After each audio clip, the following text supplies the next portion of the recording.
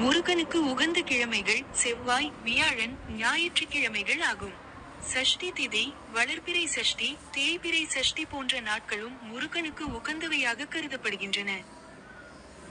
விளக்கம்: 1.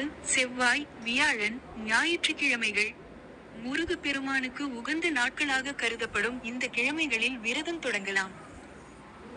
2. சஷ்டி திதி, மாதத்தில் 2 முறை வரும் சஷ்டி திதி முருகனை வழிபட உகந்த நாட்களாக கருதப்படுகின்றன. மற்றும் 3. வளர்பிறை சஷ்டி, தேய்பிறை சஷ்டி. வளர்பிறை மற்றும் தேய்பிறை சஷ்டி ஆகிய நாட்களில் விரதம் தொடங்கலாம்.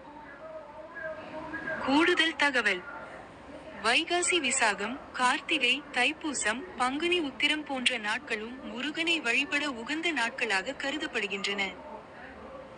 முருகனுக்கு 48 நாட்கள் விரதம் இருக்கும் முறையும் உள்ளது என்று யூடியூபில்